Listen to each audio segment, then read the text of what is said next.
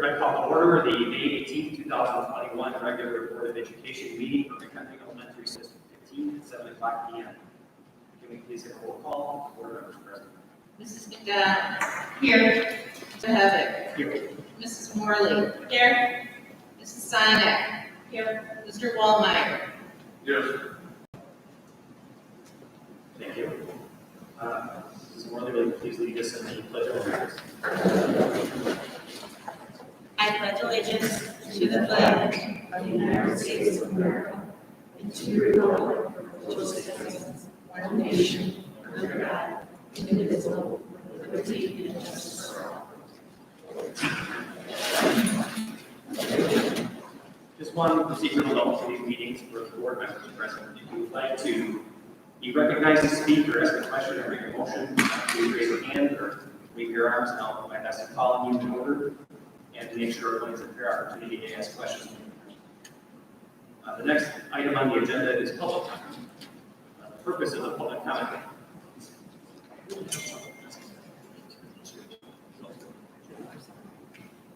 The purpose of the public comment portion of the meeting is to allow district parents and residents the opportunity to address the board on matters of interest. No one assigned for public comment, is that right?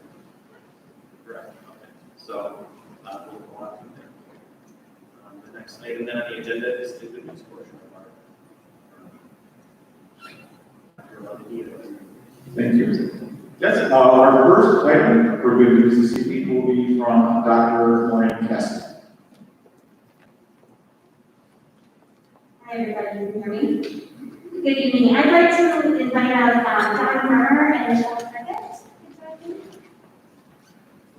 So this evening we have Michelle Prickett.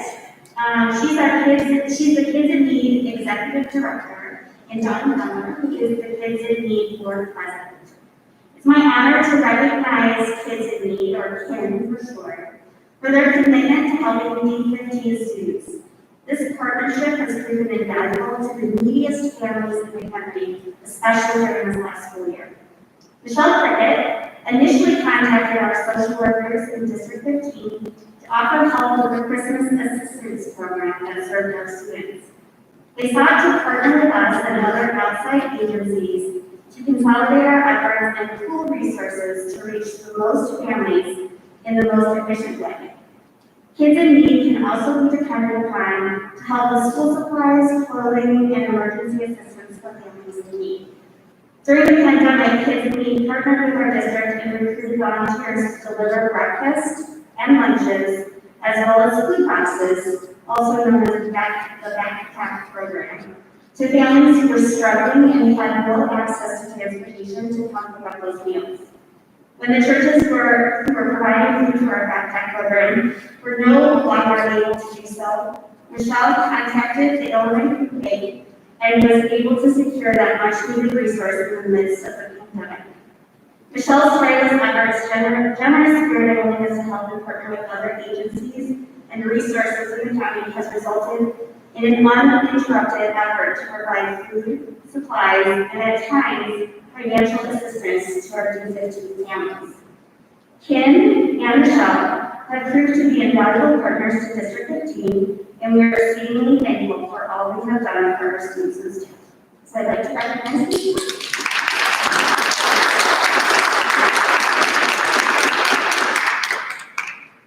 Thank you very much. Are there any questions or comments from members? I'd just like to thank you for all the good work you do in the community and for our schools. I know firsthand what a great impact it's made and great service work you do, so thank you very much. Our next good news item will be presented by Ms. Lauren Walter.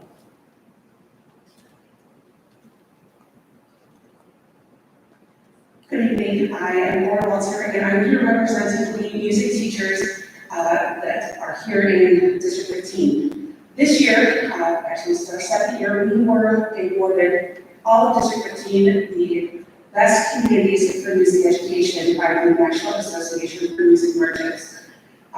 We were only one of 12 districts in the state of Illinois to receive this distinction.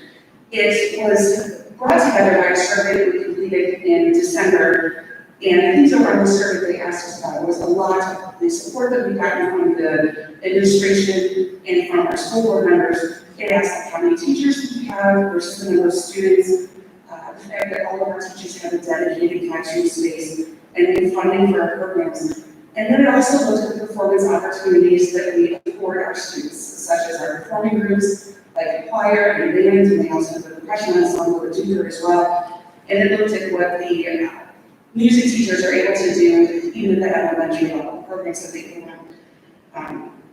It was based on a certain set of criteria, so we submitted the survey and brought us back. So when we received word about the first year, it was about 2 weeks after COVID had hit.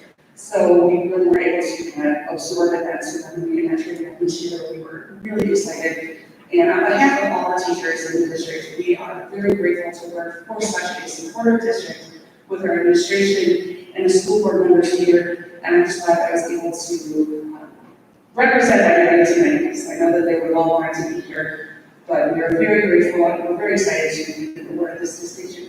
Thank you.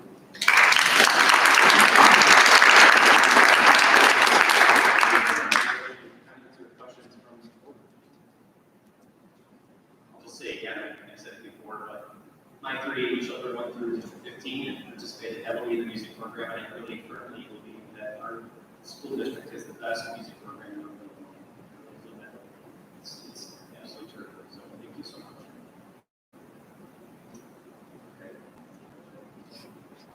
And that concludes our good news week.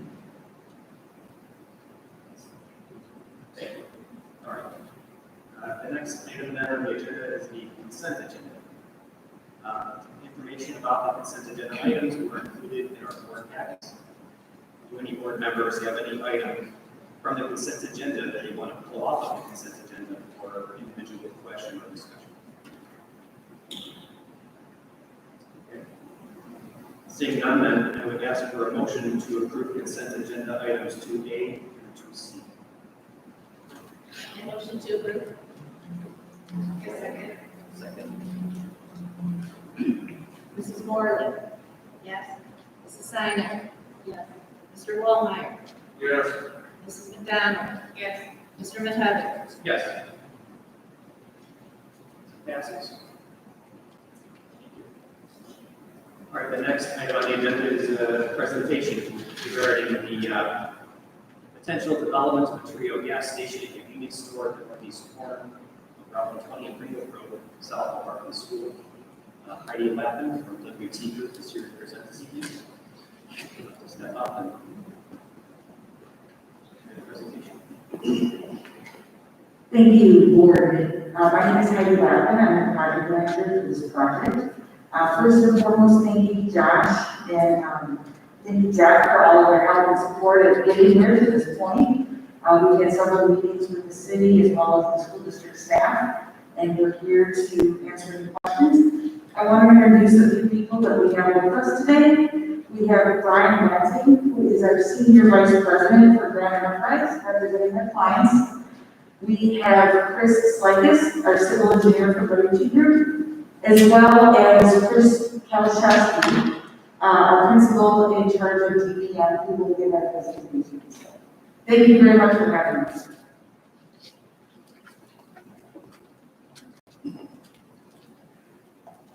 Okay, I'm having a little equipment failure here, so please pardon that. Well, we are very thankful to make this presentation.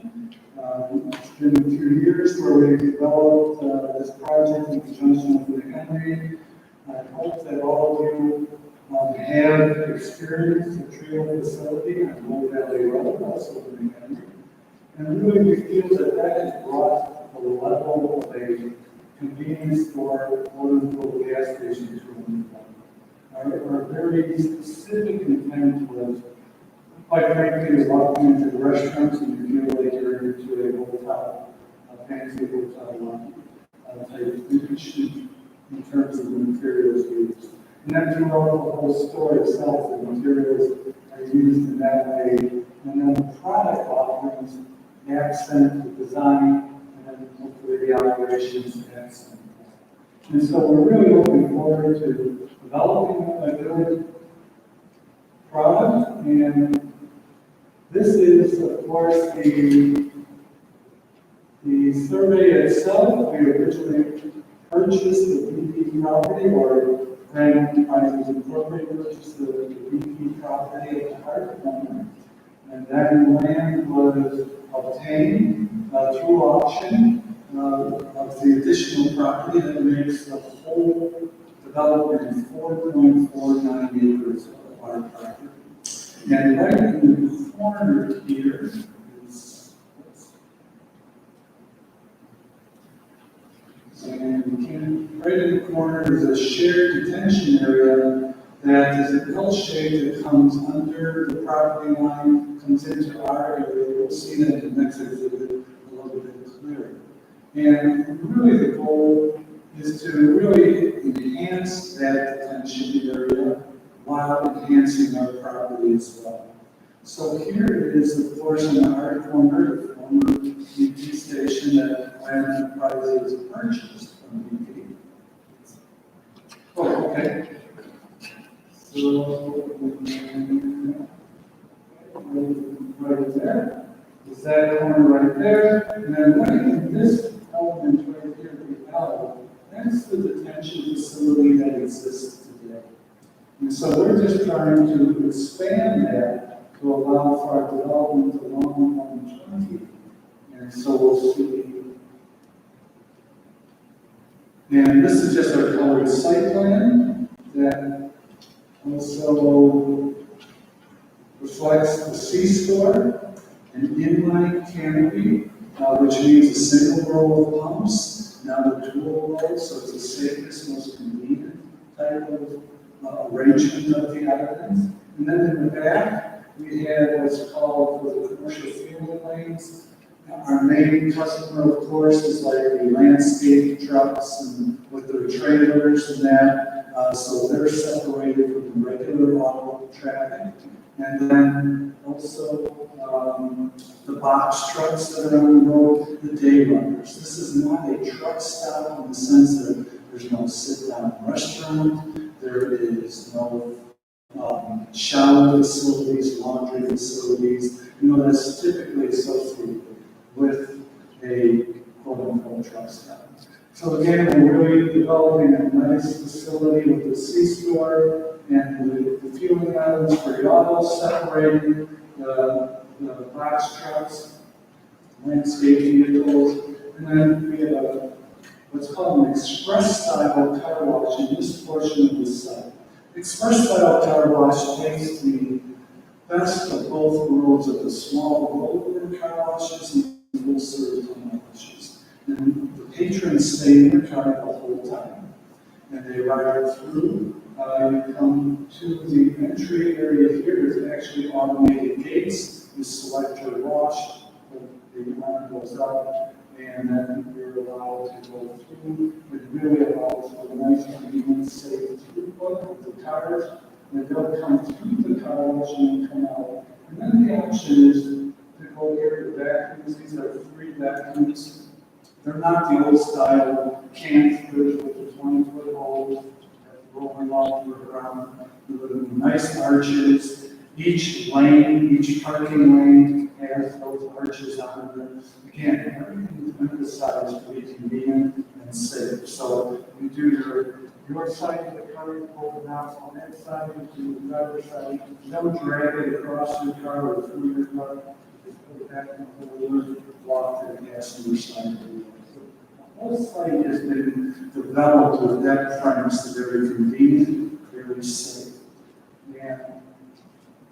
And here are some elevations. This is very similar to the Bull Valley store. This building is a little bit bigger, but it's got the same elements that Bull Valley has. And then car washes also reflect that side. A very, very nice building, very urban in terms of its feel, and also drawing people to the site. And this is really the detention facility that brings us here today. This area, oh, and I should be, I'm done. So, hopefully I'll go as quickly through the goals as And Chris will tell you the civil engineering position. Press the right button. But here's the edge of that L shape that's coming down, and the property line between our properties is right about 3 here on this side. And you can see the depression, and that fills up with water and heavy rains.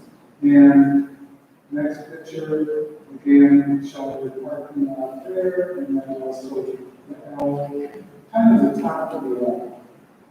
If we want to call it that. Next picture, just looking almost directly west on it. Again, you can see the height of the room here. That's where the water is retaining this side. Long story short, what we're trying to do is complete this L shape into a rectangle. And this would enhance the amount of potential on our property, but also make it a nice area that would be screened in with landscaping, wetland plantings on the bottom, and a fence all the way around the facility. And Chris can get into the actual details on that. And again, you can see here's a good shot. You can kind of see the height right here. So that's basically, if we took this portion and just kind of bulldozed it out and made it into one square, that's really the concept of what we're trying to do. Again, another shot is a little bit of going on. One more shot is we're completing the roof. We're looking almost like southeast right now. And then we'll go to the property that's going to be done. Right about where the pad is for those receptacles, that's about the extent, so that's why we have that picture in there, so you understand how far that's. That's basically to the edge of the existing edge of the detention pouch. And some more photos here, and again, you can see the berm side here. So we have that. And then this is showing the properties. Originally, the property was here at our corner, and then we purchased this part right here. You can see the L shape coming down here. And so the next slide is showing that we're basically taking the L's and feeding that corner. You can see a lot of portions on our property rather than just a little portion that is right now. And I think we feel a mutual benefit for both parties in helping to slow the water that's coming off the property. And Chris will get into those aspects. And Chris is here to answer any questions, but why don't you just give a brief description of how it works. So right now we have a grass bottom detention basin on the site, which was built back in 1988. That was built for the purpose of that existing gas station and a corner whatnot. Could you speak up just a little bit, please? Excuse me? Could you speak up a little bit? I'm sorry, if you could repeat it, just, yeah, okay. All right, is that better? Okay. Okay, so so the existing grass bottom detention basin that's out at the site right now, that was built back in 1988 for the gas station that was demoed about a year ago. And under the design at that point, at that time, was that there would be about, it would contain about 46,000 cubic feet of stormwater volume during a 100-year event, which is an event that's supposed to happen once every 100 years, but I'm sure we're all aware of those things happen more often than that, especially over the last decade. So, and with the grass bottom basin too, there's a concrete channel at the bottom of it that kind of help get the water to drain from one end of the site to the other to the outlet without causing too much damage to the grass in the area. But the grass itself doesn't do a lot of good in terms of like filtering out the pollutants and so on. But with the new car wash and the new C-store that we're doing, we're going to be developing a lot more of that area, which we want to make sure we're not going to be discharging most stormwater runoff onto the school's property. But then there's also the requirements of the village, minimum lease rates. So basically what we're going to do is increasing the amount of volume that's in that detention basin from 46,000 to approximately 123,000, which is about 2.5 times the amount that's currently out there. This in turn will help reduce peak runoff that would be currently going, because right now that detention basin drains into a storm sewer that the school district owns, not school property. With this new detention basin, we're actually going to cut down that peak release by about 50%. So there'll be less of a massive flow of water coming into the school district storm sewer system with this new detention basin. Also, this detention basin size is based on the latest rainfall data that we got last year.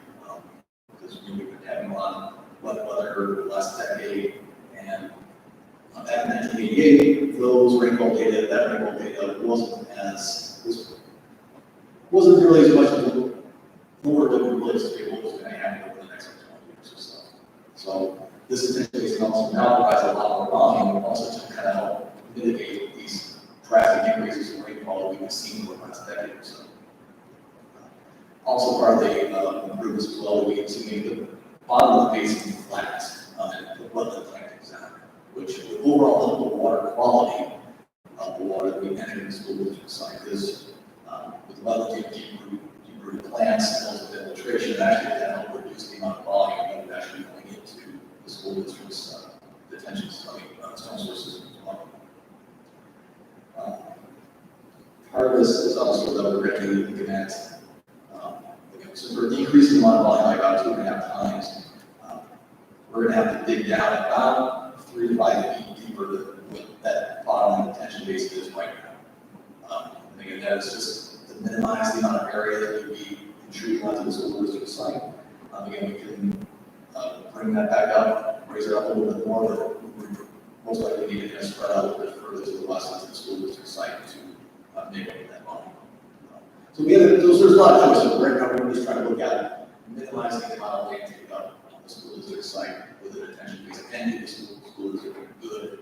A better option that you have out there right now in terms of water quality and additional volume to help kind of treat water potentially surcharge it into the school district system. Also, even before that stormwater hits that detention basin, we're going to have water quality devices on the car wash site to kind of help intercept any gas that might be spill on the ground and take care of any sediment too. So it's kind of a development suspenders thing. To kind of take care of all the pollutants on the gas station side, and when it gets to the detention basin, then a chance to kind of infiltrate to the ground, and help with the groundwater and help with the overall water quality. Water that we can drink to the school district site.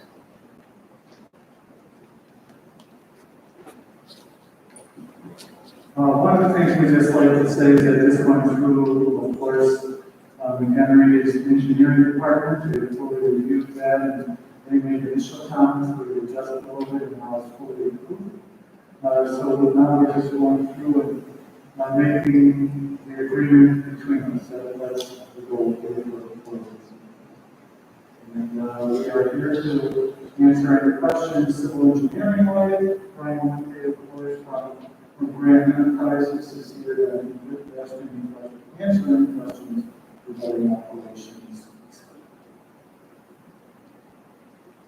Board member questions? How much extra square footage are you anticipating taking or needing for the detention?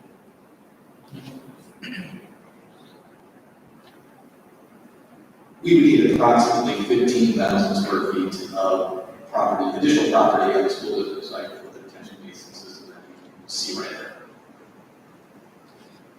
there. The current detention basin covers about 12,000 square feet.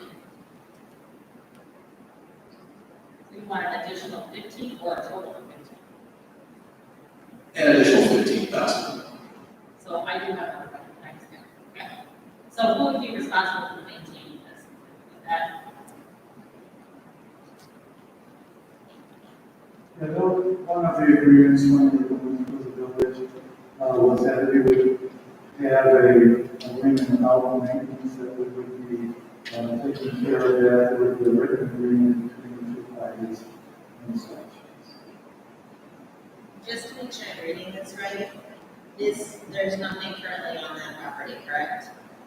Is that what butts up to the parking lot, to make sure I'm understanding the picture? Correct, there's no built structure, but there is the existing detention that's right there.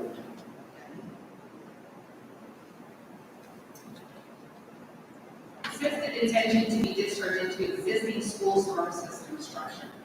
Is our existing structure able to handle the extra output? Yeah, and Chris can answer a little bit better, but quite frankly, our output, because we're going to be bigger, is going to be less in terms of the release rate, it's actually less than what it is. The actual release rate going into the school district system will actually be reduced by about, the peak flow will be reduced by approximately 50% from what the pool's going in there right now, because there's more, we have to apply more restriction based on current code, and the detention base is going to be a lot bigger to help currently like hold the level like that and really slowly release it into the school district system. So yeah, there won't be an increase in flow into the school district system. And I apologize if you said that, it's hard to hear. One more question, as far as safety goes, you said this would all be fenced in, is that correct? Correct, yes. Do we have a mock-up of what kind of fence we're gonna put in there? Actually, that was going to be worked out, we were initially thinking of like a black wrought iron fence, which would actually be aluminum. Unable to be climbed? But it would be, 6 foot high, it would be just a little 3-footer rather than the track event. Thank you. Any other questions? Board President, Council, may I ask a question? Yes. This winter, Chase, from the local purpose. Looking for an easement.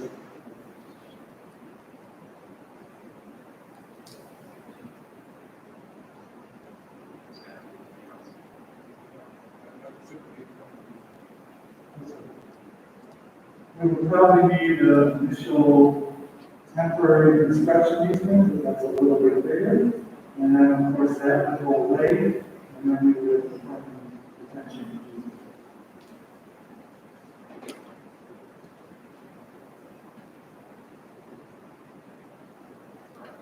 Seeing no other questions then, thank you very much for your presentation tonight. This is not up for an action item this evening, so you're welcome to stay for the remainder of the meeting or any other. Thank you very much. Thank you. Thank you. Thank you. All right, we'll move on to the Deputy Superintendent's report. Dr. Rhodes. Thank you, Mr. Havoc. We do have a few items to report this evening. First off, next Monday, May 24th, Parkland School and McHenry Middle School will be celebrating their 8th grade promotion ceremonies. As with most things this year, COVID is requiring us to do things a little differently and have us reimagine some of our traditional ceremonies. But working closely with our Director of Health Services, Mrs. Amy Worker, who has been working hand in glove with the McHenry County Department of Health, we believe we've organized what will be a safe and memorable experience for our 8th graders and their families. We're taking a page kind of from the instructional playbook that we've had this year. The ceremony will be a hybrid of sorts that will combine some kind of asynchronous activities and pre-recorded speeches of different city, community, and district dignitaries, combined with some in-person activities that kids will actually get to participate in with their families. And it will also incorporate a live streaming component so that those who are unable to attend or uncomfortable in attending can watch the show. Board members, you'll be given a link to that on Monday, on the day of the ceremony, so if you'd like to watch one or both, all, you will have the ability to do so. Next, quickly following our promotion ceremonies, the next day marks the end of a very, very memorable school year, as Tuesday, May 25th, will be our last day of school for the 2021 school campaign. As we approach that day, and as we have been in many cases already, our our schools will be sending out information to our families about various end-of-year procedures. Most notably, the information will be relevant for our full remote learners, and information to them on how and when and where they can come back to the buildings to drop off Chromebooks that we can have inventory, any other unnecessary school supplies that they won't need throughout the summer. But it'll also be a chance for them to come to the building to pick up things that their teachers, that their principals or administrators would like to hand to them prior to them heading off for the next couple of months. We're targeting dates of Wednesday, May 26th, and Thursday, May 27th as those dates. And like I said, some of those communications have already gone out, but they will be coming pretty quickly now too, now that the end of the year is upon us. Also, just a heads up that at our next meeting, we will be bringing forward a recommendation on a set of middle school science materials, first for discussion and then ultimately for approval at ensuing meetings after that. More description will be coming at our next meeting, but in a nutshell, this recommendation comes after a multi-year process that involved a deep dive into the standards, some in-depth curricular alignment work with our 6th, 7th, and 8th grade science teachers, and nearly a year-long pilot of various resources. Our middle school science teams and administrators have done an amazing job throughout this process, and they've actually arrived at unanimous consensus amongst 21 science teachers at both of our middle schools. In fact, 78% consensus of the students that they polled about the materials that worked best for them. So again, more coming on that. Also at our next meeting, we will be bringing forward a interfund transfer resolution to transfer $45,000 from the executive administrative aid salary line item of our budget to the business office clerical salary line item. The reason for this transfer is because one of our employees was inadvertently placed in a incorrect line item in our budget, which led to us needing over a 5% increase in this year's budget relative to the cost of the previous year, which is allowed in ISB's accountability rules. So this footnote is not a change to our overall budget. It's not a change in any of our expenditures for the year, but what we see as a necessary correction that will allow us to meet compliance requirements. As I say, we'll be bringing this resolution forward at our next meeting with the need for it to be approved prior to July 1. Next to lastly, we know that even though we are right in the thick of end of the year activities, we feel, of course, a very important obligation to remain present so that we finish strong for our students and our teachers. We know there's a lot of questions that folks have out there about what next year will look like. Obviously, much of the planning that we conduct is reliant on information that we get from really important agencies like the Illinois State Board of Education, the Governor's Office, the Illinois Department of Health, the McHenry County Department of Health, entities of the like. The good news is that information is coming now. And so that picture of what next year will look like is getting clearer each day. We were pleased last Friday to see that Illinois moved into the bridge to phase 5 stage with also the notice that the full reopening of Illinois would likely resume on June 11th. And also we were pretty excited about some news that recently came from the Illinois State Board of Education about a resolution that they will be bringing up at their board meeting tomorrow. And that resolution is a resolution to return to in-person learning. So we're going to watch that board meeting tomorrow as a team. We're going to kind of digest what exactly that notice and that resolution means for District 15 and our planning purposes. And as soon as that happens, we will be communicating out that. But I think it's reason to be very cautiously optimistic that, I don't know if the word normal is ever going to be in our vernacular again, but a return to as close to normal as possible is likely imminent. Lastly, for the final item of my report, I'm excited to share another bit of good news. We had some good news earlier tonight regarding our school district. But this really is kind of a combination of good news with that of an instructional presentation, kind of like we used to do pre-COVID, when we would have people that would come in, or we would take aspects of our instructional programming and offerings, and we highlight it, and we talk about them in a meeting. The reason for the combination is because our good news is about an aspect of our instructional programming. In particular, the literacy practices that District 15 offers.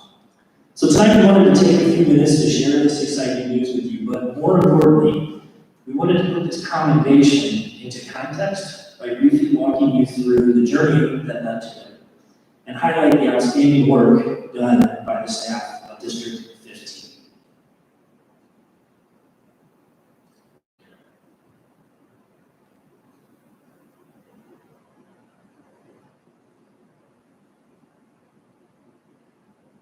So for the good news tonight, we are excited to share that recently we were contacted by teams from Fountas and Pinnell and the Center for Research in Educational Policy, informing us that they wanted to name McHenry Elementary School District 15 as a National Literacy Spotlight District.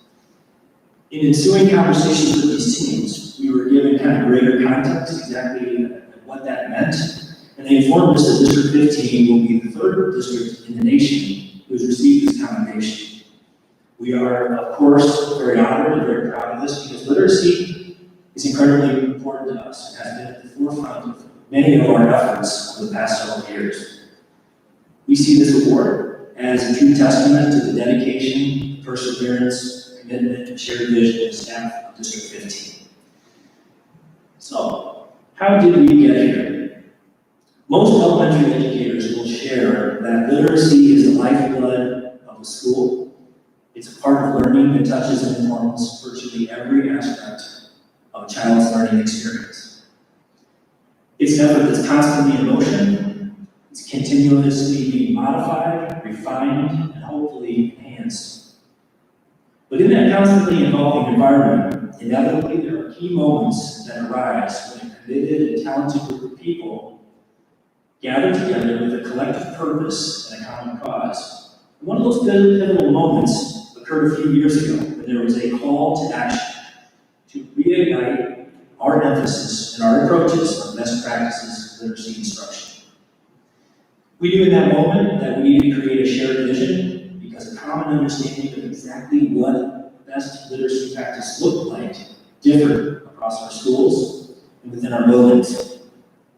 There were also a few other quote-unquote big rocks that we knew needed lifting, so we committed to establishing a steering team, conducting comprehensive needs assessments, and developing a roadmap of sorts of key benchmarks along the way that we wanted to make sure that we hit in our journey.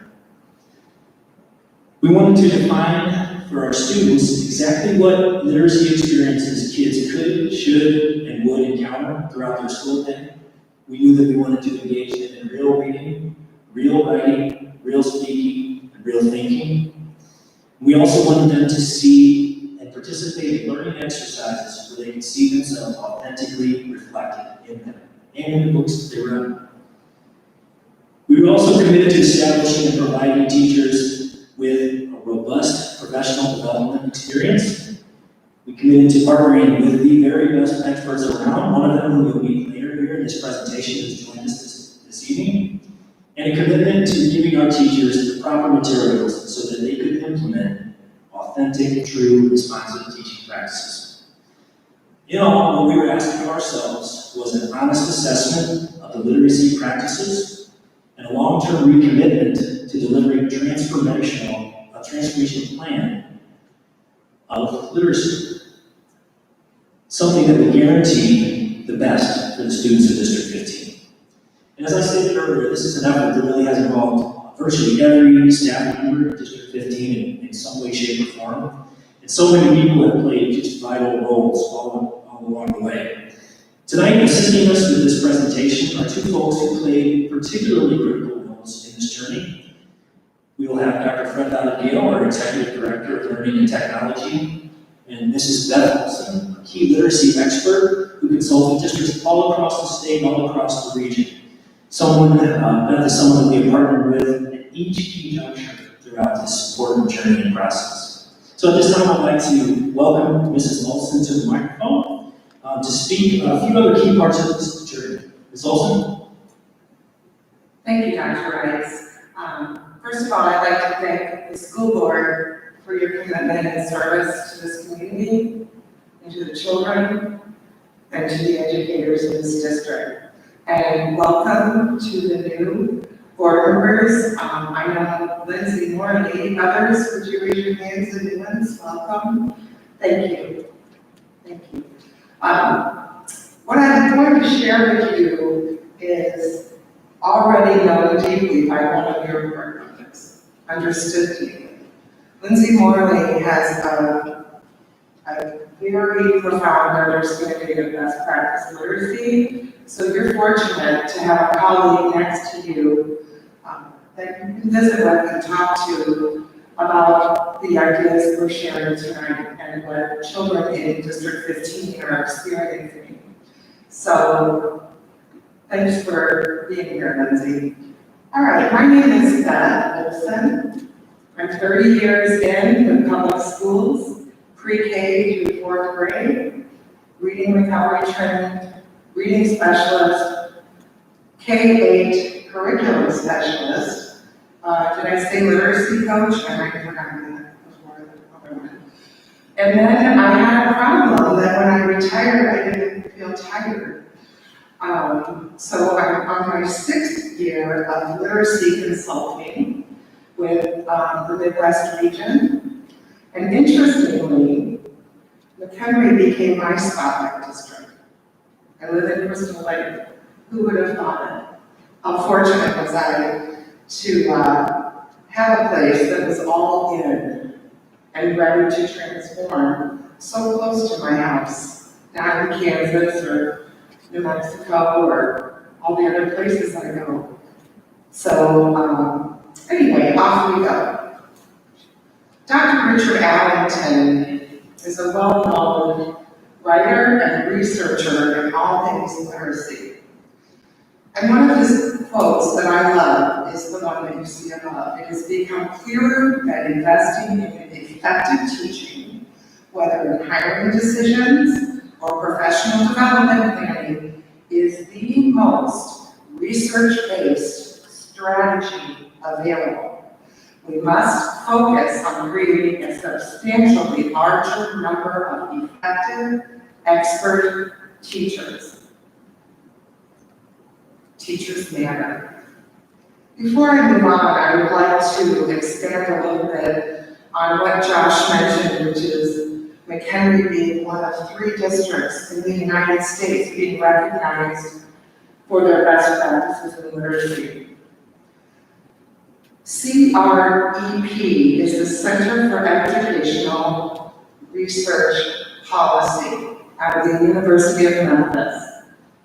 They are an esteemed research group with very high standards for research and data and critical thinking about practices. And their number one, among other things, but their number one focus is literacy. They have teamed with Gay Pennell and Irene Countess, whose picture was on a previous slide, who have been best practice researchers, educators, and reading teachers for 40 years now.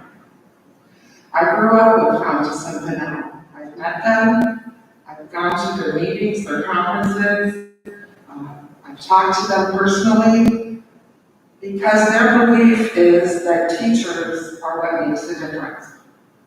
Authentic text, like children will experience in the real world, are critical for them to experience from pre-K on. So what has happened in McHenry because of the call to action is we had a meeting and I talked about a comprehensive literacy model. And because I can, and I feel like I've earned it after 30 years, I said to your administrators, everybody in, all in. If you're going to transform this district to best practices to change children's literacy progress, everybody in. And we're talking from the top down. So it began with a full year of 7 sessions with all the teachers, classroom, reading, learning center directors, special education, bilingual and dual language, all of us learning together, coming together in grade level groups and specialists to share our language, to have a shared understanding of what children need to best progress and be engaged in literacy practice. Then we realized that now we need to model. And so here came internal literacy consultants, 2 per school, which many of you recall approving that, and they are our lab classrooms. And then there's the applying, and then there's the sustaining, because we're never done. Humans are messy, children are messy, we all have different understandings and backgrounds in language and vocabulary. We're always striving to be better. So the comprehensive literacy model is much bigger than materials for a program. It's both intellectual and physical infrastructure, and it's never over. We went all the way back during our journey to who we look at when we hire people. We want to hire the best people from the universities to practice and teach best practice. We want to have our interviewing techniques vet teachers' understandings before we even hire them, or the potential for them to develop those understandings, all the way back. We also had to do some work with schedules, increasing our literacy block time because it's that important. We had to talk about aligning interventions for children who are progressing but below the benchmark, and for children who have special needs. We want to share the same language. We don't want to confuse children. We also had to talk about furniture, materials, texts, literacy workstation equipment, and book rooms with a variety of levels of beautiful, authentic texts that are interesting to the children. So, during all of this planning, we continued with our professional development, and all teachers, K through 5, and specialists participated. We also, Kristen, next please. We also had to deliver and train best practice assessments because we need to know what children are bringing to the table. Every child is different. Every child reads at a different level or has a different vocabulary or a different background, different understanding. So we found that the benchmark assessment system across this district delivered to every child gave us a level playing field and an objective source of which to identify a child's strengths and reading strategic action needs. And all of your teachers know how to deliver this assessment one-to-one with every child. We also needed to fill the schools with beautiful, authentic texts on a variety of genres on many levels. We have kindergartners that walk in the door reading at a 2nd grade level. We have 2nd graders walking in the door that aren't reading yet. We have children that have 2 or 3 languages. In order to be responsive to these children, we have to have a wide range of materials to meet their needs so they can progress, and that we have now. I also need to give a lot of credence to the technology that happens in this district. The technology for teachers, they have article banks that is constantly being replenished for them to read and stay updated. They have videos to watch of model lessons, guided reading groups at all levels. But also your children have devices in their classrooms to practice their phonics, word study, vocabulary, and also to practice their deep, critical comprehension skills, because reading is both at the same time. As we know, and I'm glad to remind you that your district has been recognized as a top district in the nation for innovative technology. And that transliteracy model, the technology across the context and supporting literacy is huge. And may I just say tangentially, when the pandemic struck on March 12th, I happened to be with your internal literacy consultants in the basement when Josh and Fred came down and said, everybody go home. Within 2 weeks of communicating with your administrators, we had a digital guided reading, authentic text, all levels, digital delivery figured out. And that's what your teachers use to meet your children at their levels, whatever that may be. That's because your technology department is open-minded and progressive and new. We better get on it. All right.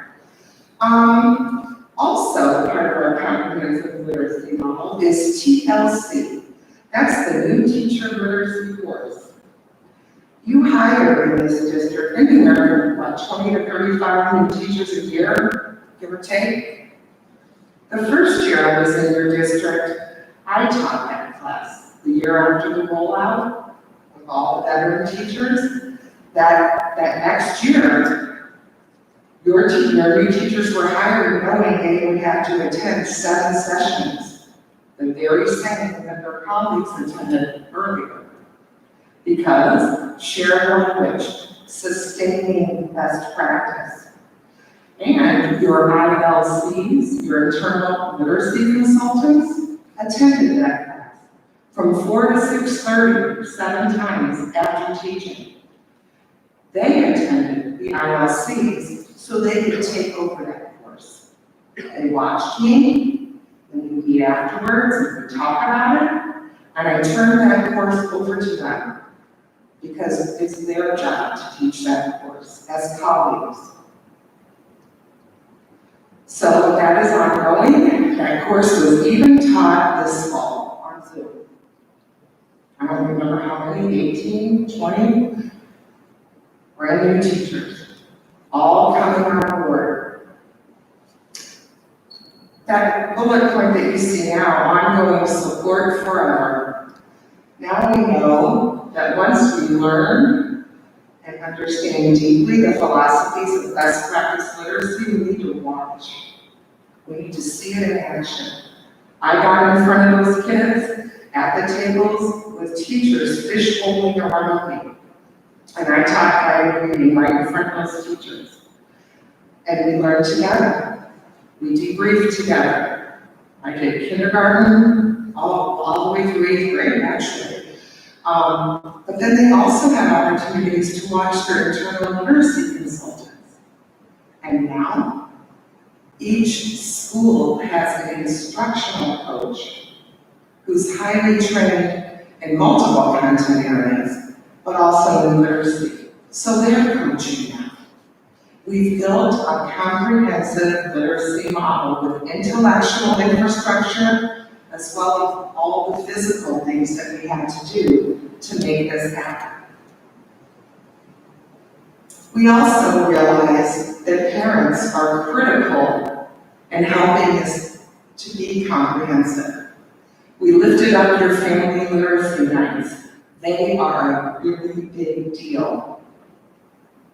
We've provided every parent with multiple comprehension bookmarks with the readings, early strategic actions on the other side. So guess who else shares the language? We all speak the same literacy language. We also have newsletters that come from schools and teachers with literacy gems to help sustain and support and communicate that literacy language to parents. Schools have a give a book, take a book shelf where parents and children bring in gender use books and trade them in and choose new gender use books that other children have bought. And your schools have little free libraries out in front.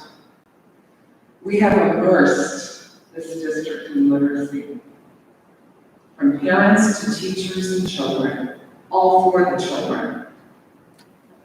Kristen? All right, I'm almost done. They told me to talk fast and not a lot, right? So, all right.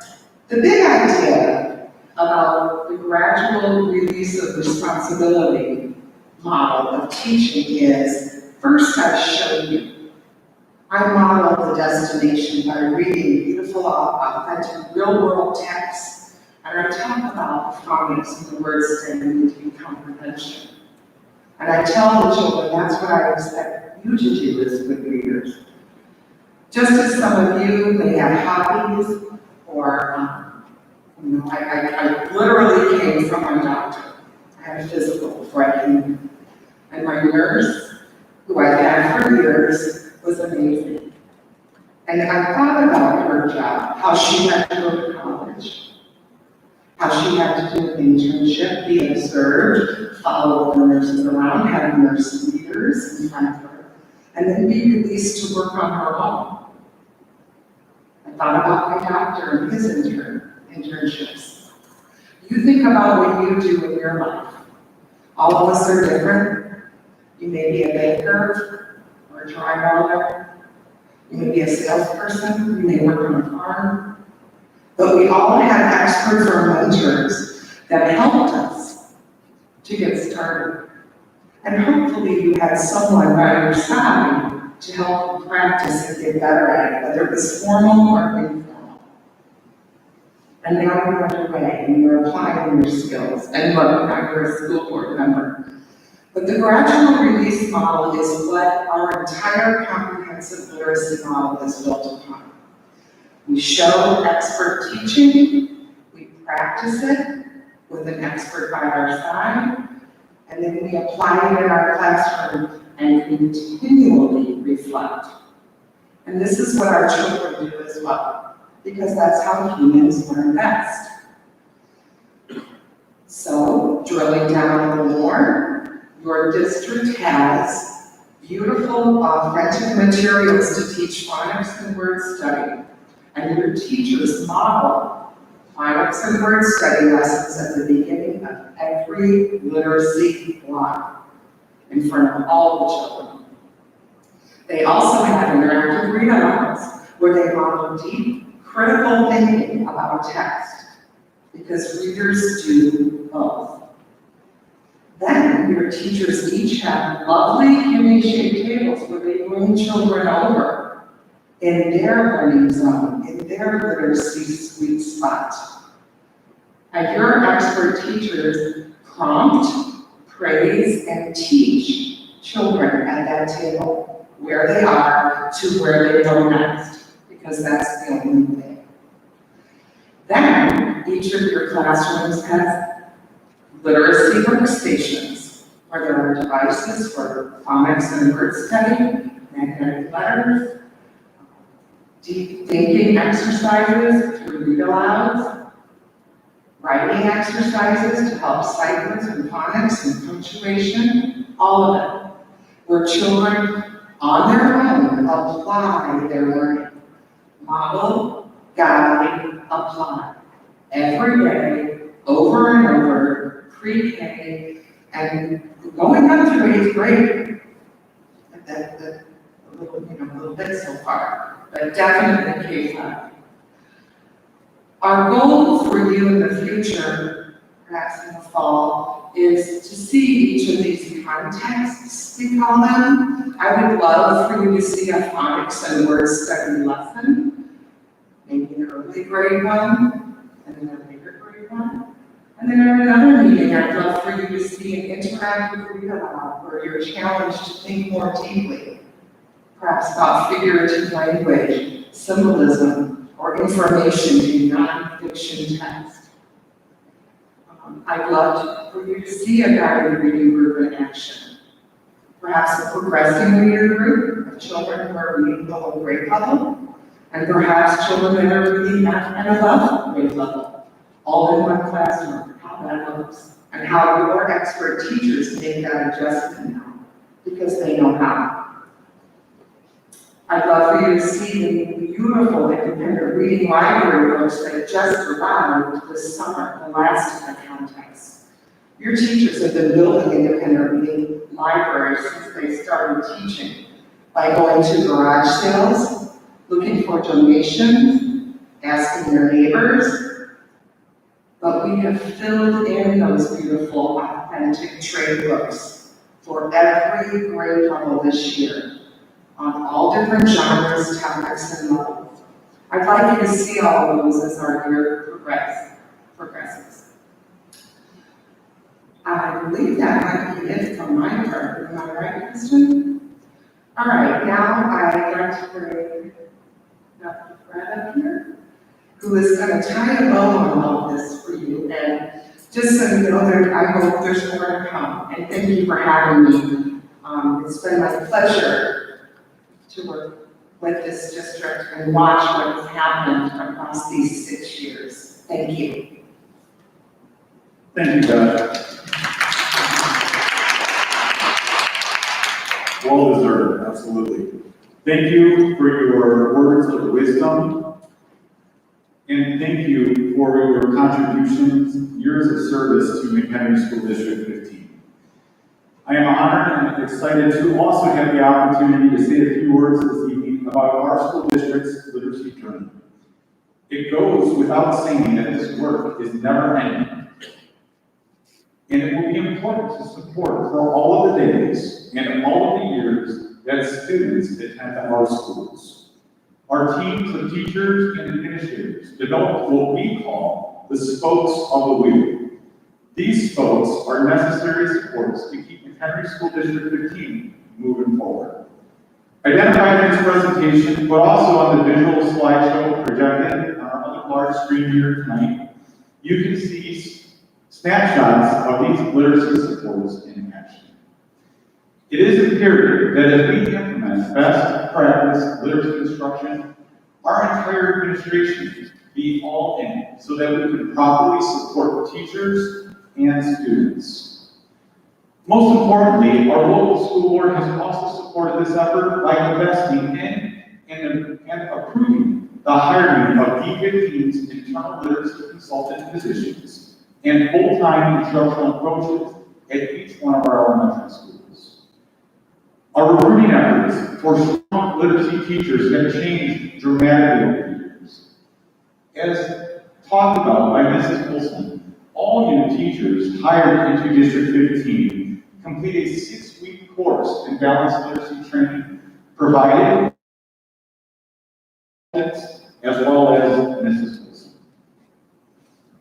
For all of our teachers and families, the district works hard to provide the best ongoing and continual professional development through our Staff Development Wednesdays initiative, through lab classrooms, and our outstanding annual family literacy nights. Also, as we have discussed this evening, we have worked diligently to create an environment where teachers share a common literacy language with beautiful, authentic books and resources to promote best practice literacy instruction. To conclude, though, it is important to note that it is not just about the materials or resources. Rather, we honor our staff knowing that research says the #1 impact on student achievement is only made through the expertise of our outstanding teachers. We believe what makes McHenry School District 15 unique and exceptional is our approach to our transliteracy model. Our triangulated method to literacy combines best practice and research, supporting balanced literacy, information literacy, and digital literacy through each learning day. To achieve this in the most balanced way possible, all of our instructional spaces in each one of our school buildings are designed to complement and support each other, with teachers and students having access to the highest quality curriculum and cutting-edge technology. We want to let our board know this evening, District 15 is committed to offer our entire learning community a truly comprehensive literacy program.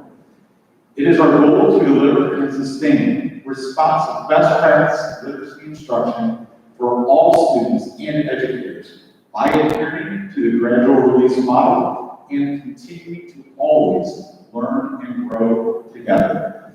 Just as we are here now in collaboration with our school board, because we are all in it. We are all in it, and we're going to do this together. We're thankful for this opportunity to share our journey tonight with all of you on our school board. And we are honored to have the opportunity to share our journey with school districts across the country, being highlighted as the third spotlight school district in the nation for our literacy practices. So at this time, I'm going to now pass it back over to Dr. Reyes. Thanks, Dr. Ron. Thanks, Mrs. Olson, very much for the presentation tonight. This is a labor of love for all of us, and we were excited to share this journey and this commendation. So with that, Mr. Benedict, that concludes my report for this evening. Thank you very much, Dr. Rice. Are there any questions about anything from board members regarding the superintendent's report? I don't have any questions, but I just wanted to say that's outstanding. I have 2 children. One is still in District 15. I have seen firsthand these things that you have talked about. Obviously, I had no idea the background to it. I'm thoroughly impressed. It's outstanding. Thank you for all of our. It's clear this is your passion. It's very good. I was going to say the same thing. My children look forward to literacy night at school. They were extremely bummed that it couldn't happen this year. I hear about guided reading and our guided reading groups, and we have to break into groups. We have to discuss this, everything she tells me about it. And it's just, my daughter's reading has skyrocketed. And she said, Mom, I can't move up because they said I don't comprehend what's going on. And I need to comprehend in order to move up. I said, well, what can I do to help you? And I had no idea, just like I said, no idea what the background and effort that had gone into that setting. Thank you. I just wanted to say thank you to the best, because that's what Echo is. She is known in this area as the best for literacy. So well done, McHenry. I'm thoroughly impressed. And let's keep going. I'm all in. Thank you all very much. All right, then everybody move on. The next portion is a discussion regarding Board of Education committees. I think it's clear how much is the tip of the iceberg in terms of what's going on in the district. And so, Section 2-150 of the Board Policy Handbook states that the board may establish committees to assist with board governance function. Committees report directly to and make recommendations to the full board. Committees can be an efficient and productive way for a school board to oversee and address the educational issues and business matters related to the school district. In speaking with Dr. Wright, we felt that the board should consider having 4 permanent committees and as needed or temporary committees from time to time. So the 4 permanent committees would be curriculum, personnel, finance, and facilities. And then the first special committee would be a negotiation committee to work on a transportation contract for summer. For each committee, there are 6 board members, so each board member would serve on 2 committees, and the president serves ex officio meeting on each committee. Is there discussion regarding this proposal? I just think that if we're going to run an efficient board, and we're going to understand what's happening in every aspect of the school district, then having committees that report back in and get the information and meet on separate times is a fantastic idea. there questions about this idea or comments? I would have to see how that breaks down and what that looks like, but,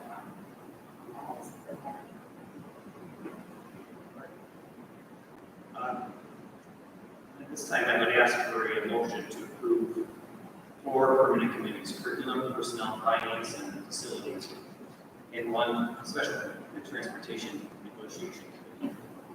Anyone like to make that? I'll make that motion. Second. Thank you. Mrs. Sinek? Yes. Mr. Wallmeyer? Mrs. McDonald? Mr. Mahavik? Yes. Mrs. Morley? Yes. Thank you. The motion passes. I'd ask each board member to do 2 things then.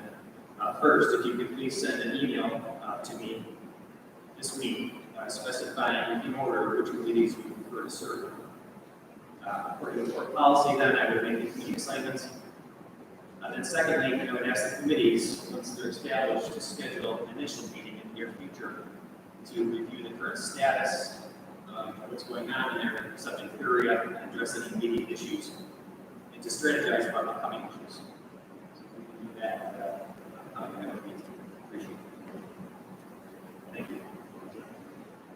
All right, next is a first reading of board policies. Dr. Riggs. Okay, yeah, I'm gonna pass it over to a couple of people here first, that, just some context. Typically, policies have gone through our various different committees. We're doing that in this meeting here tonight.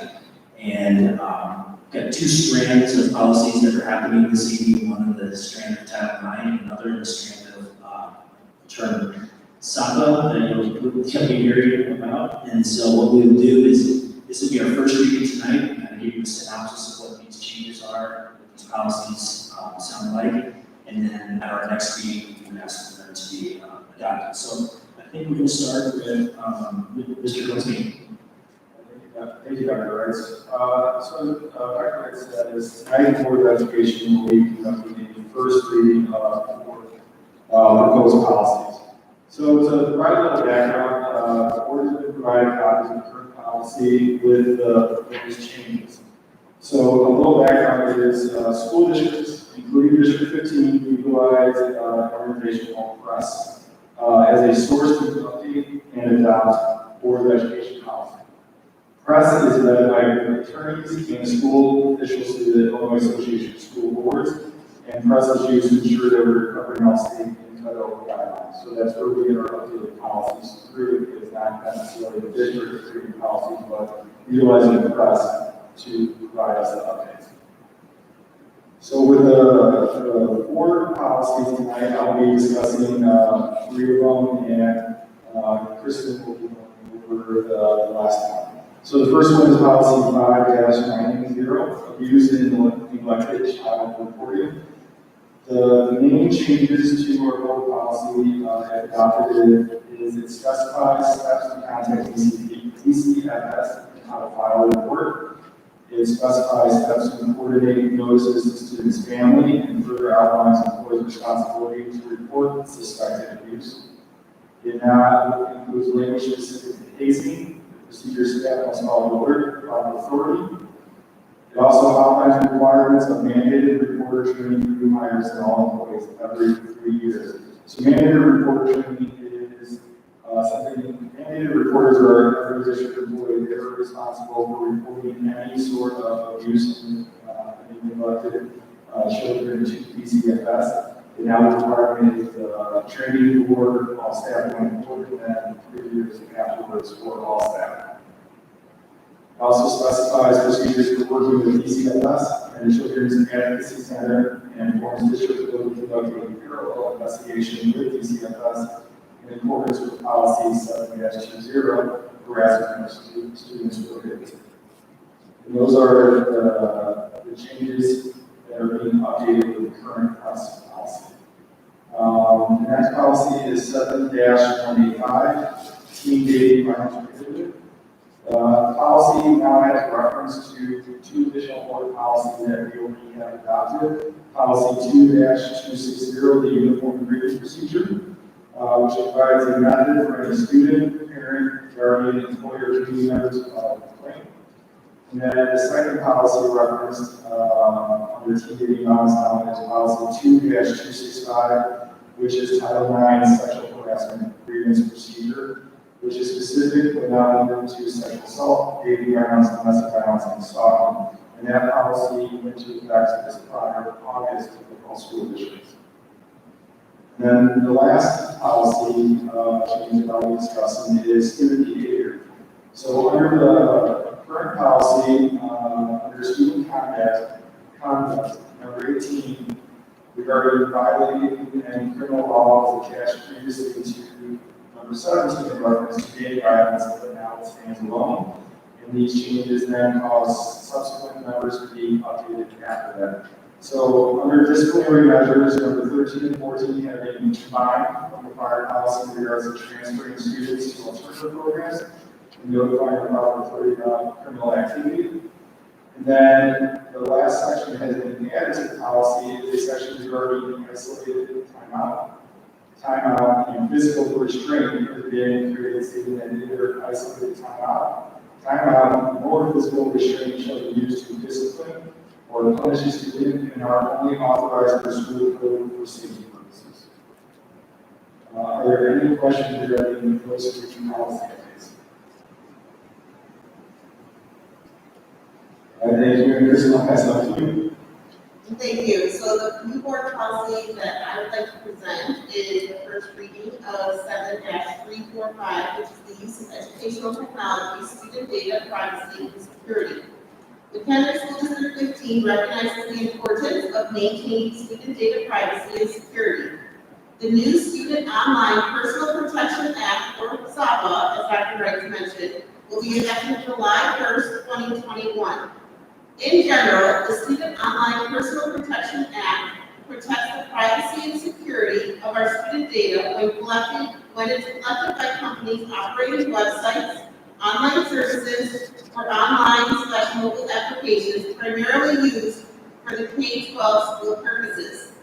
SAPA prohibits the use of student data for targeting, advertising, the sale of student information gathered during the student's use of the educational technology, and the use of data collected to amass a profile about a student. Effective July 1st, 2021, school districts will be required to post a list of vendors, which they're calling operators, with which the district has written agreements, copies of those written agreements, and other information about such operators on the school's website, as well as to notify students and parents if there was ever any breach of student data by an operator of the school.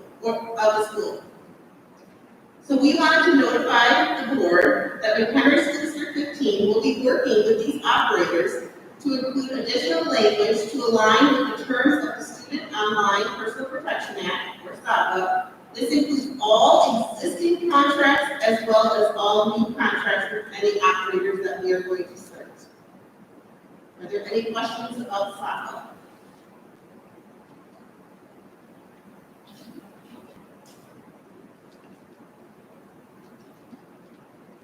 Thank you very much. As Dr. Wright indicated, this is a first reading, so if there are subsequent questions by anyone, they can ask those questions between now and the next meeting, and the adoption of these policies will be action items at the next meeting. Thank you. Now the presentation of the consolidated district plan for credit. Thank you, Mr. Madden. This will be a quick update for the school board this evening.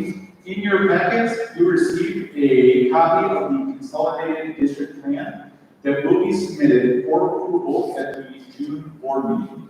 All of our district June 15 departments have been working together as we typically do during this time of year to collaborate on the consolidated district plan.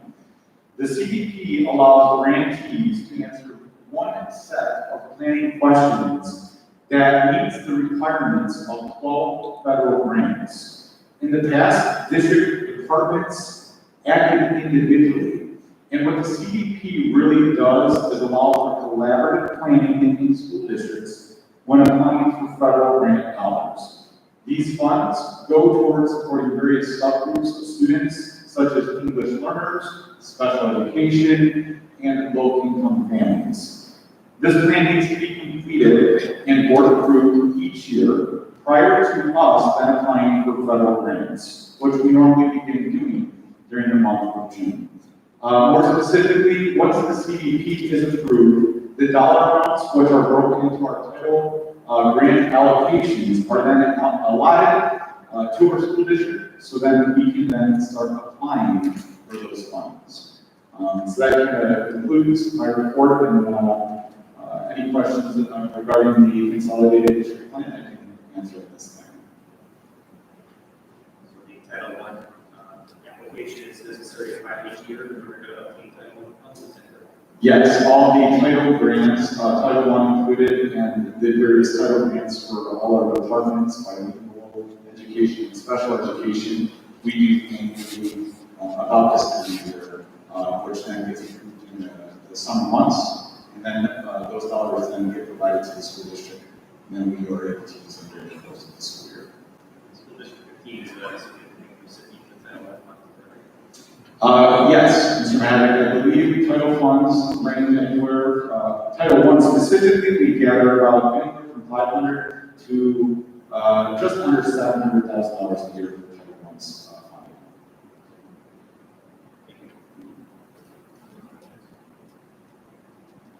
Thank you. All right. Now, next is the presentation of the 2021-2022 staff recommendations. All right, thank you. So tonight I'm going to be presenting to the board our staffing recommendations for the 21-22 school year.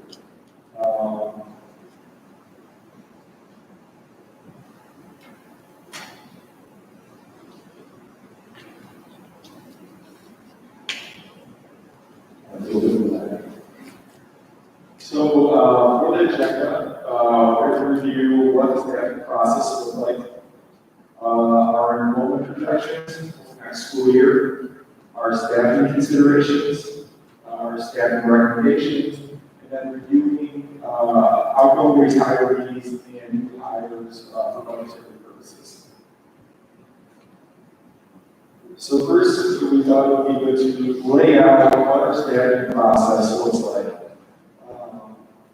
Early in the year, we started identifying our staffing needs to develop our staffing plan. We meet with all principals, all departments, our learning services department, our bilingual department, our special ed department, and we look at our enrollment numbers, rolling those numbers forward to determine where we have any deficits or any extra to move staff around.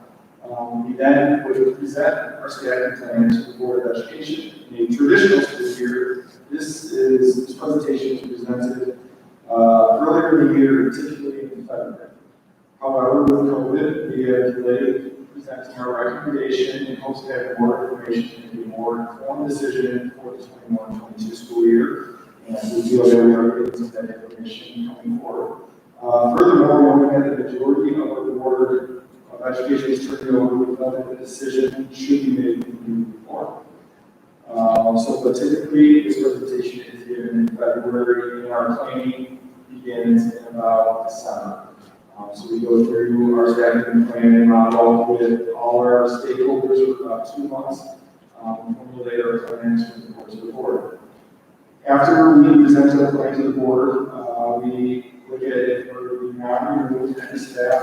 Non-renewal staff is for teachers for their first couple of years of learning who have not attained tenure, and the district is able to not renew the contract on specific date for that school year. And that is typically done at the March board meeting. Then we're also looking, as part of the process, all internal movement that happens. So if we have any non-renewal staff, if we have any open positions that are approved by the Board of Education, we then look at all our staff that either wants to move into those positions or the district has the right assignment to move staff and have qualifications for positions. Then we also recruit and post their jobs that then become open after that internal movement. Typically starting that end of February, March, April timeframe is when a lot of our job postings happen. We typically, in a normal school year, go to many job fairs throughout the state, going to ISU, NIU, EIU, go to Southern Wisconsin, where they have a consolidated state job fair as well to recruit top teachers to leadership 15.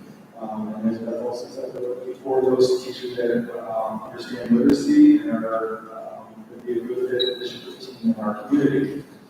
And we begin the process of hiring our staff for the next school year, which begins typically in March through August at this time frame. It is when our HR department is busy hiring staff, going through all the paperwork, and begin preparing the learning services department for onboarding in August, right before we start school.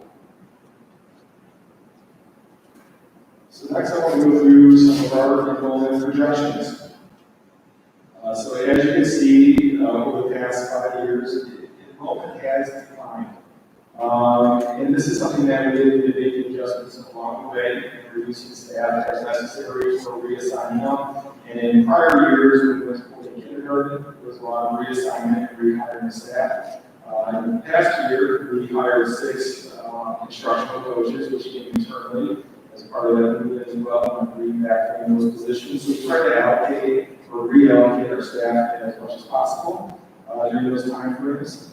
And we were anticipating enrollment to increase, however, I believe with COVID, that affected enrollment even further.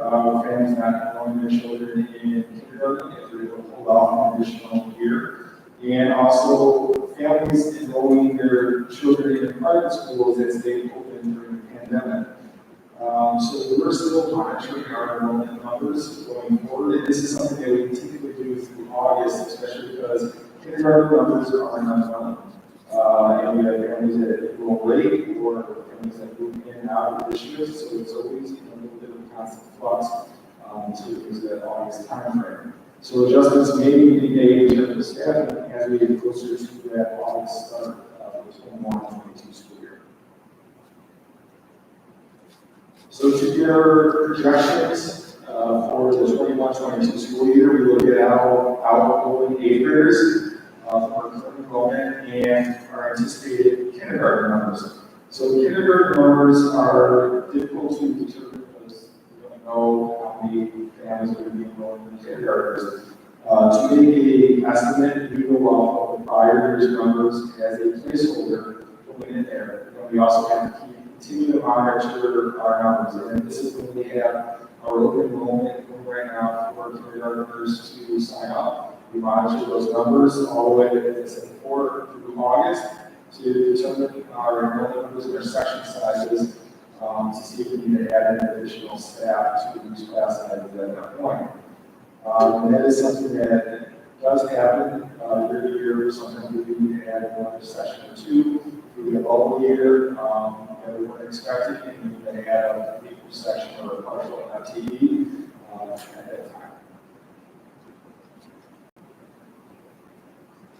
So when we look at our staffing considerations, there's a lot of information that goes into this plan. So we look at our enrollment projections, we look at class size, kindergarten, student movement. So we review the number of sections at each building and take into account the class sizes that is optimal for student learning. Something that aligns with recommendations from Illinois evidence-based funding for student success as a guiding point to determine what that classroom size is. We use our current kindergarten numbers, as I mentioned, as a placeholder for the next school year's kindergarten students.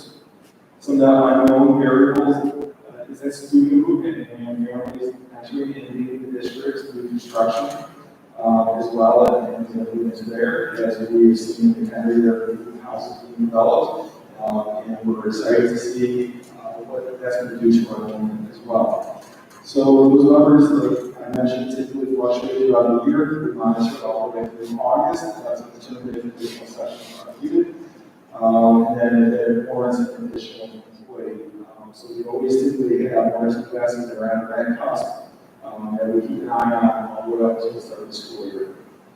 So then we also look at our program needs. So we review all the needs for our general population, our special education population, and our bilingual population. So as necessary, create new programs and support the existing staff at applicable to maintain a standard of excellence in educational achievement and innovation.